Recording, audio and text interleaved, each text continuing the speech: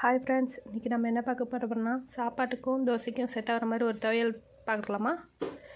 ஒரு கடாயில் எண்ணெய் ஊற்றி ஜீரகம், கடலைப்பருப்பு, உளுத்தம் பருப்பு 2 டேபிள் ஸ்பூன், இஞ்சி 3 துண்டு, பூண்டு 8 பல், மிளகாய் 5 இதெல்லாம் சேர்த்து நல்லா வணக்கிக்கோங்க. இதெல்லாம் நல்லா வணங்கினதும் சின்ன வெங்காயம் 50 கிராம் போட்டுக்கலாம். இதுவும் போட்டு நல்லா வணக்கி விடுங்க. நல்லா வணங்கட்டும், செவந்து வரணும். செவந்து வந்தது 3 தக்காளி கட் பண்ணி வச்சுருக்கேன், அதையும் போட்டு நல்லா வணக்கிக்கலாம். நல்லா வணங்கினதும் புளி ஒரு எலுமிச்சப்பழ சைஸு அதை போட்டு அதையும் நல்லா வணக்கி 3 டேபிள் ஸ்பூன் தேங்காய் துருவல், 2 டேபிள் ஸ்பூன் கடலை இதெல்லாம் போட்டு நல்லா வணக்கி எடுத்து வச்சுக்கலாம். அதெல்லாம் ஒரு பக்கம் ஆறட்டும். அடுத்தது அதே கடாயில் எண்ணெய் ஊற்றி கொத்தமல்லி தண்டு, கொத்தமல்லி எல்லாம் போட்டு வணக்கி எடுத்து வச்சுக்கலாம்.